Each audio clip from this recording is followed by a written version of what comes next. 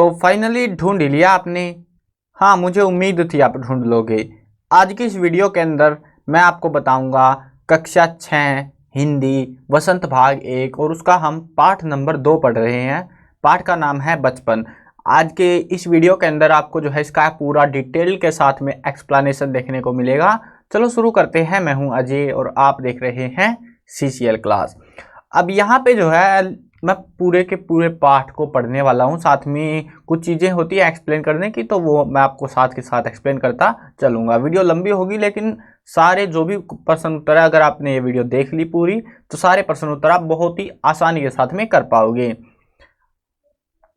तो यहाँ पे पाठ शुरू होता है बचपन जो है। पहले इसकी लेखिका देख लेते हैं कौन है, जो कि हमें पाठ के लास्ट में मिलेगा। तो इसकी लेखिका है कृष्णा सोबती और ये जो है इसकी खुद की कहानी है। अपना मतलब होता है ना कि आप अभी बच्चे हो तो आपका जो है बचपन कैसा गुजरा, कहाँ गए, क्या किया, क्या पसंद था, क्या नहीं पसंद था, वो सारी चीज़ें आपको पता है। यहाँ पे जो है कृष्णा सोबती जो लेखिका है, तो इसने जो है ये आपको दिख रही है, अभी ये बूढ़ी हो चुकी है। अब जो है ये लिख के बताती है कि मेरा बचपन ऐसा था, मैंने अपना टाइम जो है इस तरीके से बिताया था। ठीक है, तो अभी यहाँ पे शुरू करते हैं। मैं तुम्हें अपने बचपन की ओर ले जाऊंगी। लेखिका बताती है कृष्णा सोबती कि मैं तुम्हें अपने बचपन की तरफ लेके जाऊंगी। तो उसमें क्या क्या मिलेगा? मैं तुमसे कुछ इतनी बड़ी हूँ कि तुम्हारी दीदी भी हो सकती हो, मतलब जितनी आपकी एज है उतनी ही एज है इसकी भी।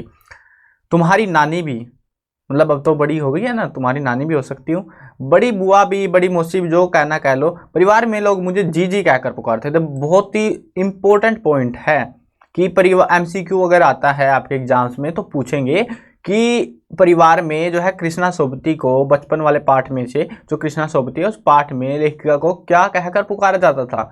जीजी। आप उसको नानी बुला लो, दादी बुला लो, जो आपका मन कर रहा है वो बुला लो, लेकिन इसके परिवार में इसको जीजी कहा जाता था। हाँ, मैं इन दिनों कुछ बड़ा बड़ा यानी उम्र में सियाना महसूस करने लगी हूँ। शायद इसलिए कि पिछली शताब्दी में पैदा हुई थी।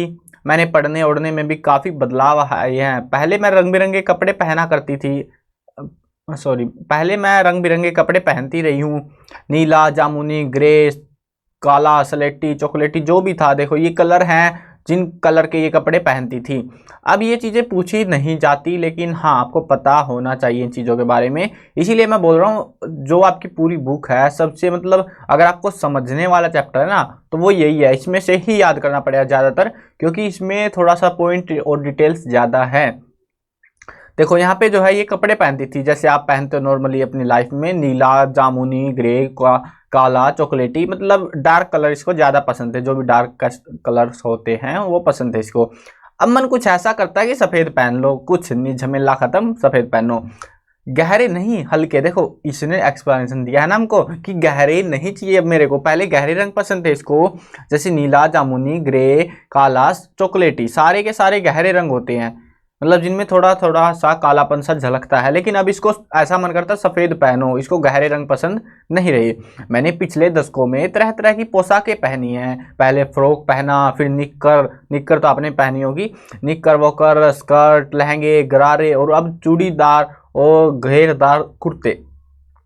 बचपन के कुछ फ्रॉक तो मुझे अब भी याद है। देखो अभी ये बूढ़ी हो चुकी है लेकिन अभी भी इसको याद है कि बचपन के कुछ फ्रॉक है जो इसको याद है अभी तक। हल्की नीली और पीली धारी वाला फ्रॉक। देखो इस फ्रॉक का जिक्र आता है, क्वेश्चन आता है कि उसको जो है फ्रॉक जो है याद है वो कौन सा है। नीली और पीली धारी वाला फ्रॉक है वो, गोल कॉलर और बाजू पर भी गोल कफ थे उसके।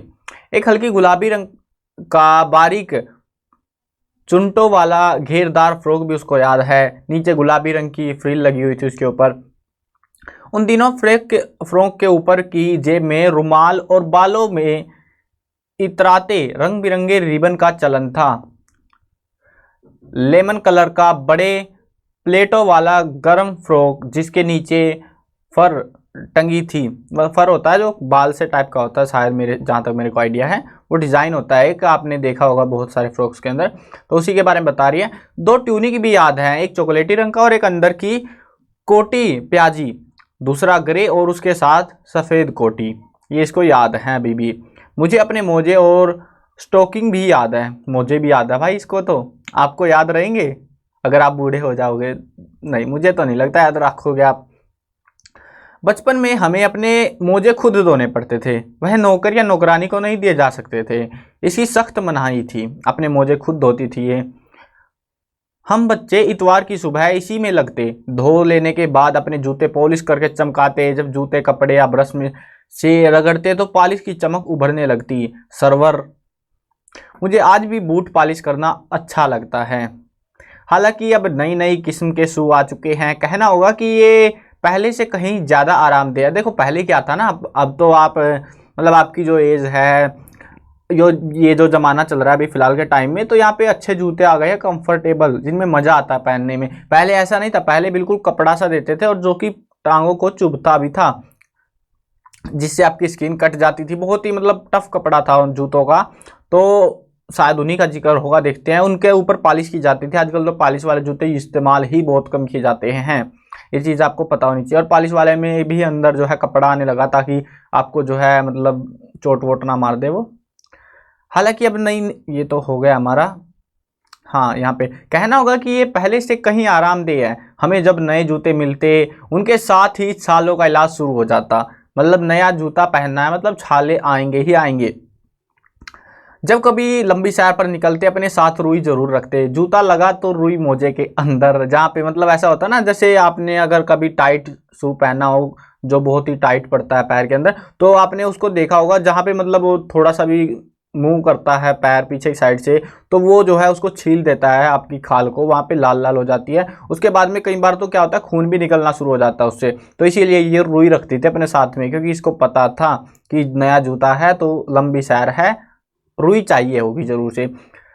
हाँ, हमारे बचपन में तो बहुत फर्क हो चुका है। हम शनिचर को हमें ऑलिव ऑयल या कैस्टर ऑयल पीना पड़ता।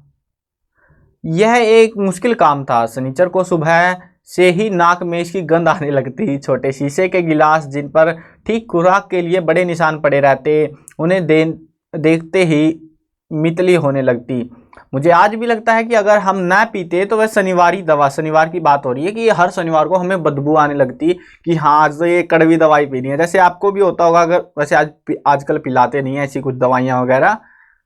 अच्छी बात है, आपकी आप बचे हुए, मैं भी बचा हुआ हूँ, अच्छी बात है।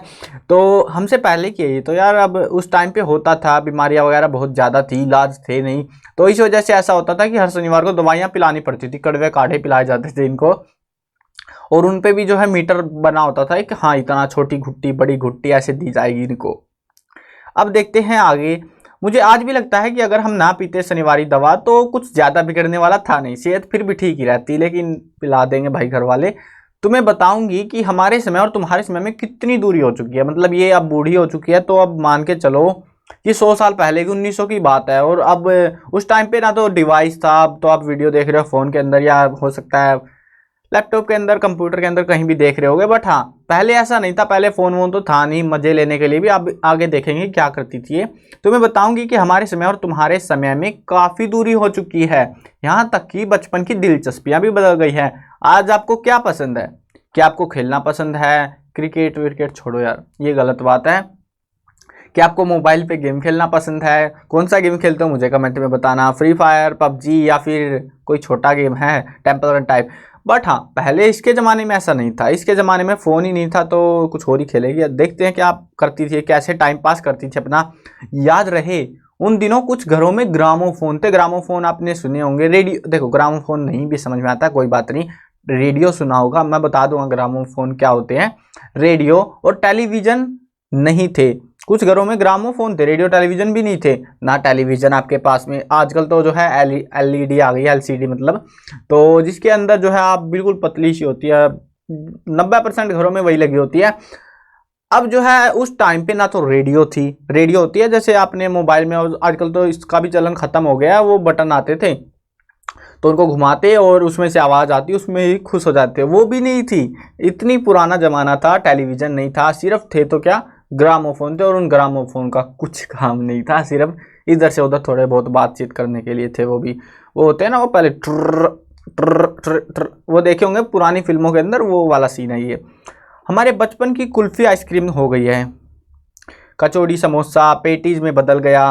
देखो ये बता रहे हैं उसके ज़माने में कुल्फ़ी बोला करते थे, अब क्या बोलने लगे, आइसक्रीम, है ना। ये तो आपको नॉर्मली पता होगा, लेकिन हाँ आजकल भी कई जगहों पे कुल्फ़ी बोला जाता है। कचौड़ी समोसा जो है अब नहीं चलता, अब चल रहे हैं पेटीज, पेटीज में बदल गया वो।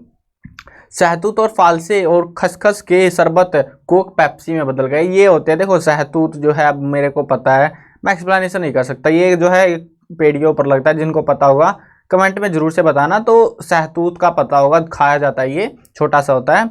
और फालसे और खसखस का तो मेरे को भी नहीं पता। तो इनके जो भी शरबत थे वो अब आजकल कोक पेप्सी पीने लगे लोग, शहतूत छोड़ दिया है। उन दिनों कोक नहीं, लेमनेड, विमटो, ये ऐसी कंपनियां थी कोई मिलती थी, मतलब ऐसे कोक पेप्सी नाम की ब्रांड ही नहीं थी उस टाइम पे। शिमला और नई दिल्ली के बड़े हुए बच्चों को वैगर्स और डिवस्को रेस्तरां की चॉकलेट और पेस्ट्री मजा देने वाली होती। हम भाई बहनों की ड्यूटी लगती शिमला मॉल से ब्राउन ब्रेड लाने की। शिमला मॉल से क्या लाने की ड्यूटी पड़ती, ब्राउन ब्रेड। हमारा घर मॉल से ज़्यादा दूर तो था नहीं, एक छोटी सी चढ़ाई और गिरजा मैदान पहुंच जाते, वहां से एक उतराई उतरते और सीधे माल पर पहुंचते, मतलब थोड़ा ही गैप कवर करना पड़ता था। आजकल आपको वैसे ज़्यादा लग सकता है, वो पहले नहीं था। कन्फेक्शनरी काउंटर पर तरह तरह की पेस्ट्री और चॉकलेट की खुशबू मन भावनी, मज़ा आ गया। हमें हफ्ते में एक बार चॉकलेट खरीदने की छूट मिलती थी, सिर्फ एक बार हफ्ते के अंदर। आप कितनी बार खरीदते हो, शायद हर रोज। सबसे ज़्यादा मेरे पास ही चॉकलेट टॉफ़ी का स्टॉक रहता। मैं चॉकलेट लेकर खड़े खड़े कभी नहीं खाती थी, घर लौटकर साइड बोर्ड पर रख देती और रात को खाना खाने के बाद में बिस्तर में लेटकर मज़ा ले लेके खाती।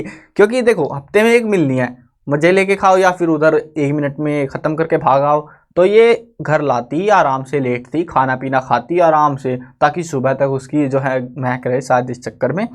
चलो देखते हैं आगे क्या था। शिमला के काफल भी बहुत याद आते हैं मुझे, खट्टे मीठे थे। मेरे को भी नहीं पता क्या होते हैं काफल, कुछ एकदम लाल, कुछ गुलाबी, रस भरी कसमल। सोच के ही मुंह में पानी आ गया, कुछ अच्छी चीज रही होगी। चेस्टनट एक और गजब की चीज, आग पर भुने जाते और फिर छिलके उतारकर मुंह में। चलो पता नहीं क्या है। चने, जोर गरम और अनारदाने का चूर्ण। अनारदाने का चूर्ण मैंने भी खाया, लेकिन इतना नहीं है, मतलब अभी तो बंद ही हो गया शायद से, सुना नहीं है मैंने काफ़ी टाइम से। हाँ जब मैं छोटा था उस टाइम पे मैंने खाया है अनारदाने का चूर्ण। हाँ चने जोर गरम की पुड़िया जो थी तब थी, वह अब भी नज़र आती है। चने जोर गरम होते हैं, मतलब जो चने होते हैं ना भून के दिए जाते हैं, वो बेचे जाते हैं शहरों में, लेकिन लेते नहीं है ज़्यादातर। पुराने कागजों से बनाई हुई इस पुड़िया में नीरा हाथ का कमाल है। नीचे से तिरछी लपेटते हुए ऊपर की ओर इतनी चौड़ी कि चने आसानी से हथेली पर पहुंच जाए। एक वक्त था जब फिल्मों का गाना चना जोर गरम बाबू मैं ले आया मजेदार, चना जोर गरम, पता नहीं क्या गाना बनाया। उन दिनों स्कूल के हर बच्चे को ये आता था। आजकल तो पता नहीं गाने ही कितने हो गए हैं। हाँ उस टाइम पे बहुत कम गाने थे और ये हिट गाना था उस टाइम का, बता रही है क्या नाम था, चना जोर गरम बाबू, चना जोर गरम बाबू मैं ले आया मजेदार चना। चलो ठीक है, इस टाइप का होगा कुछ। कुछ बच्चे पुड़िया पर तेज मसाला बुरकवाते, पूरा गिरजा मैदान घूमने तक यह पुड़िया चलती। एक एक चना पापड़ी मुंह में डालने और कदम उठाने में एक खास ही लय रफ्तार थी। छूटपन में हमें शिमला रिज पर बहुत मज़े किए हैं, घोड़े की सवारी की है। शिमला के हर बच्चे को कभी ना कभी यह मौका मिल ही जाता था। हम जाने क्यों घोड़ों को कुछ कमतर करके समझते, उन पर हंसते थे। ननिहाल के घोड़े खूब हष्टपुष्ट और खूबसूरत होते थे, उनकी बात ही कभी करेंगे। शाम को रंग बिरंगे गुब्बारे, सामने जाखू का पहाड़, ये पहाड़ का नाम होगा कोई, ऊंचा चर्च की घंटियां बजती तो दूर दूर तक उनकी गूंज फैल जाती। लगता इसके संगीत से प्रभु यीशु, ये भगवान है क्रिश्चियंस, ठीक है ना, प्रभु यीशु स्वयं कुछ कह रहे हैं। सामने आकाश पर सूर्यास्त हो रहा था, गुलाबी सुनहरी धारियां नीले आसमान पर फैल रही हैं। दूर दूर तक फैले पहाड़ों के मुखड़े कहराने लगते और देखते देखते बत्तियां टिमटिमाने लगी। रिज पर की रौनक और माल की दुकानों की चमक में भी क्या कहने। स्कैंडल पॉइंट की भीड़ से उभरता कोलाहल होती है भीड़, ठीक है ना, मतलब जो मार्केट प्लेस होता है उसका जिक्र हो रहा है कि हाँ वहाँ पे वो शाम के समय में बहुत ही खूबसूरत नज़ारा होता है। एक तरफ सूर्यास्त हो रहा होता और उसके साथ साथ आपको वहाँ पे लाइटनिंग वगैरह बहुत ही खूबसूरत देखने को मिलती थी। सर्वर स्कैंडल पॉइंट के ठीक सामने उन दिनों एक दुकान हुआ करती थी, जिसके शोरूम में शिमला कालका ट्रेन का मॉडल बना हुआ था। इसकी पटरियां, उस पर खड़ी छोटे छोटे डिब्बों वाली ट्रेन और एक और लाल टीन की छत वाला स्टेशन और सामने सिग्नल देता खंबा, थोड़ी थोड़ी दूर पर बनी सुरंगें, बहुत ही अच्छा देखने में लगता था। लेकिन आजकल तो आप ट्रेन में ही घूम गए होगे। पिछली सदी में तेज रफ्तार वाली गाड़ी वही थी, समझ रहे हो, वो तेज थी सबसे। कभी कभी हवाई जहाज भी देखने को मिलते। दिल्ली में जब भी उनकी आवाज आती बच्चे उन्हें देखकर बाहर दौड़ते। वैसे आजकल भी होता है। दिखता है एक भारी भरकम पक्षी उड़ा जा रहा है पंख फैलाकर, यह देखो, और वह गायब। उसकी स्पीड इतनी तेज लगती। हाँ, गाड़ी के मॉडल वाली दुकान के साथ एक और दुकान थी जो मुझे कभी नहीं भूलती। वह दुकान थी जहां मेरा पहला चश्मा बना था। वहाँ आंखों के डॉक्टर अंग्रेज थे। यानी कि अब इसको वो दुकान की याद आती है जहां पे इसको चश्मा लगा था। अब नीचे देखेंगे, हम फोटो में देखेंगे चश्मा लगा हुआ उसको, तो उसी चश्मे की बात आती है कि वो साइड में ही बनी हुई थी उसके। और वहाँ के डॉक्टर क्या थे, एक अंग्रेज थे। शुरू में चश्मा लगाना बड़ा अटपटा सा लगा, क्योंकि अब देखो बूढ़ी हो गई है, आंखें कमजोर हो गई है। अब में कितनों को लगा होगा, ज्यादातर मैंने नोटिस किया है कुछ स्टूडेंट्स को इस उम्र में ही चश्मे लग जाते हैं। आप में किसी को लगा तो बताना जरूर से। तो शुरू में चश्मा लगा, बड़ा अटपटा सा लगा। छोटे बड़े मेरे चेहरे को की ओर देखते और कहते, आंखों में कुछ तकलीफ है बेटा? इस उम्र में ऐनक? इतनी छोटी बच्ची को ऐनक लग गई, दूध पिया करो ठीक हो जाएंगी। मैं डॉक्टर साहिबा का कहा दोहरा देती, कुछ देर पहनोगी तो ऐनक उतर जाएगी। सही है। वैसे डॉक्टर साहिबा ने पूरा आश्वासन दिया था, लेकिन चश्मा तो अब तक नहीं उतरा। मैं तो बूढ़ी हो गई, नंबर बस कम ही होता रहा। मतलब छोटा नंबर, उससे छोटा, उससे छोटा, वो खराब ही होता गया, आंखें खराब ही होती गई, सही तो हुई ही नहीं कभी वो। मैं अपने आप इसकी जिम्मेदार हूँ। जब आप दिन की रोशनी को छोड़कर रात में टेबल लैंप के सामने काम करेंगी तो इसके अलावा और क्या होगा? मतलब दिन में सूरज की धूप को छोड़कर, और आप रात को काम कर रहे हो टेबल लैंप, छोटा सा बत्ती जला के। पहले तो ऐसा भी नहीं था, बहुत अच्छी लाइटनिंग मिलती, तो छोटी छोटी यार क्या होगा, थोड़ी थोड़ी लाइटों में कुछ नहीं होने वाला था। तो ये वही करती है और जिससे इसकी आंखें खराब हो गई। अगर आपका भी रूटीन ऐसा ही चलता है ना कि हाँ रात को पढ़ेंगे, दिन में तो भाई खेलो मौज लो, रात को पढ़ो, तो आपकी भी आंखें जल्द ही इसकी तरह हो जाएंगी, चश्मे लग जाएंगे। हाँ, रात को पढ़ सकते हो। वैसे आजकल मैंने नोटिस किया है कुछ जो है, मतलब कुछ फैमिली के अंदर, परिवारों के अंदर जो है लाइटनिंग का बड़ा पंगा रहता है। लाइटनिंग मतलब बहुत कम लाइट में पढ़ते हैं, तो ऐसा मत करो। अगर आपको आंखों का थोड़ा सा भी ख्याल है तो लाइट इतनी रखो कि आपको आराम से दिखे, आपकी आंखों को जोर ना लगाना पड़े वहां पे, तब आप पढ़ सकते हो। बाकी मैं जहाँ पे ये वीडियो बना रहा हूँ फिलहाल, तो यहाँ पे पता नहीं 6-8 कितनी लाइटें लगी हुई हैं। तो हाँ, मैं नॉर्मली भी इनमें से 2 लाइटें बंद कर देता हूँ, 5-6 लाइटें जलती रहती है अगर मुझे पढ़ना होता है तो। ठीक है, चलो कोई बात नहीं, आप देख लेना, आपके ऊपर है वो तो। अब आगे देखते हैं चैप्टर के अंदर, कहाँ पे थे हम? चश्मा नहीं उतरा, छोड़ दिया, टेबल लैंप। हाँ, जब पहली बार मैंने चश्मा लगाया तो मेरे एक चचेरे भाई ने मुझे छेड़ा, देखो देखो कैसी लग रही है, देखो। चलो ये रही, देखो ये रहा उसका ऐनक, ये वाला, ये चश्मा लगा रखा था उसने। आंख पर चश्मा लगाया ताकि सूझे दूर की, यह नहीं लड़की को मालूम सूरत बनी लंगूर की। वाह रे वाह, क्या शायरी मारी थी। मैं खिजी, वो खिज गई, और कि मैं खिजी कि मुझ पर यह क्यों दोहराया जा रहा है, पर शेर बुरा ना लगा।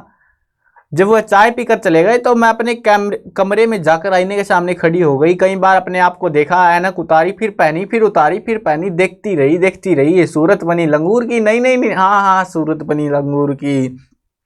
मैंने अपने छोटे भाई का टोपा उठाकर सिर पर रख लिया, कुछ अजीब सा और भी लगा। अच्छा था, मजाकिया भी था, अच्छा भी और मजाकिया भी, तब की बात थी। अब तो चेहरे के साथ ही घुल मिल गया, आदत हो गई है मेरे को चश्मे की। जब कभी उतरा हुआ होता था तो चेहरा बड़ा अजीब सा लगता था मेरे को, जैसे हो जाता है ना शुरुआत में अजीब लगता है यार चश्मा लगा रहे हो, लेकिन जब उतार देते हो तब भी अजीब लगता है। याद आ गया वो टोपा, हाँ, काली फ्रेम का चश्मा और लंगूर की सूरत। हाँ, इन दिनों शिमला में मैं सिर पर टोपी लगाना बहुत पसंद करती हूँ। मैंने कई रंगों की टोपियां जमा कर ली है, कहाँ दुपट्टों का ओढ़ना, कहाँ सहज सरल सुभीते वाले हिमाचली टोपियां। तो ये था आपका कुछ चैप्टर, और यार मेरे को बहुत इंटरेस्टिंग चैप्टर लगा, बट हाँ इसमें पढ़ने को बहुत कुछ है, याद करने को बहुत कुछ है। अब मैं बताता हूँ इसमें से कुछ की पॉइंट जो एग्जाम्स में इसमें से क्वेश्चंस पूछे जा सकते हैं। ठीक है, ये मेरी तरफ से प्लस पॉइंट मान सकते हो आप। और हाँ, प्रश्न उत्तर, MCQ यानी बहुविकल्पी प्रश्न उत्तर, एक्स्ट्रा प्रश्न उत्तर, सब कुछ आपको सारी वीडियो बना दूंगा मैं। डिस्क्रिप्शन में लिंक चेक कर लेना, जो वीडियो का नाम है वहां से जाके देख लेना। और हाँ, इसकी समरी इन शॉर्ट में होता ना, एक छोटा समरी बोल सकते हो जिसको आप, पाठ का सार, तो वो भी मिल जाएगा। बट हाँ, अभी मैं इसमें से बताता हूँ कौन कौन से क्वेश्चन आते हैं। एक तो सबसे इंपॉर्टेंट क्वेश्चन है MCQ टाइप का, कि उसको जो है परिवार में क्या बुलाया जाता था, जीजी कहकर पुकारते थे। ठीक है, उसके अलावा जो है उसका मतलब व्यक्तिगत विशेषताएं, उसको क्या पसंद था, कपड़े कैसे पसंद थे, ठीक है, वो कहाँ घूमना पसंद करती थी, चॉकलेट के बारे में। ये छोटी छोटी बातें हैं जो आप अपने उत्तर के अंदर जिक्र कर सकते हो। बाकी 1 नंबर या 2 नंबर में आता है इस पार्ट में से, ज़्यादा बड़ा प्रश्न नहीं आता कभी भी। ठीक है, छोटे छोटे प्रश्न आएंगे, 2-3 लाइनों में ही लिखने होते हैं वो, और 1-2 लाइनों में अगर आप प्रश्न का उत्तर लिख रहे हो तो छोटा मोटा ज्ञान आपको होना चाहिए। हाँ, लास्ट में से ज़्यादा जिक्र नहीं आता। शुरुआत में जो मैंने आपको बताया था कपड़ों के बारे में, तो रुको 1 मिनट, मैं पहुंच जाता हूँ। ये रहा, देखो नीला जामुनी, ये कलर इसको पसंद थे। और हाँ, सबसे ज़्यादा बार मैंने नोटिस किया है ये आते हैं हल्की नीली दाढ़ी वाला फ्रॉक। अब क्योंकि ये बच्चों को याद नहीं रहता, इसीलिए इस चीज़ को डालते हैं बार बार। तो 2 फ्रॉक का जिक्र आता है, एक तो ये वाला और एक यहाँ पे नीचे भी था, 2 टूनिक भी आता है यहाँ पे, फ्रॉक के ऊपर जेब के रुमाल। और ये पूरा आप बुक खोलना, NCERT की बुक जो आपके पास होगी, यहाँ से लेके और यहाँ तक का ये पूरा पैरा सा आप पढ़ लेना, इसको याद सा कर लेना, क्योंकि इसी में से क्वेश्चन ज़्यादातर मैंने देखा एग्जाम में आया हुआ है। चलो वीडियो करते हैं ख़त्म। मैं कवर करने वाला हूँ क्लास 6, 7, 8, 9, 10, 11 और 12th क्लास की सभी सब्जेक्ट्स की वीडियोज़, हिंदी मीडियम और इंग्लिश मीडियम में। तो आप जौन सा भी मीडियम हो, हाँ सब्सक्राइब कर लो, साथ में घंटी दबा लेना, अगर कोई अपडेट दूं आपके काम का होगा और छूटने ना पाए आपसे बिल्कुल भी।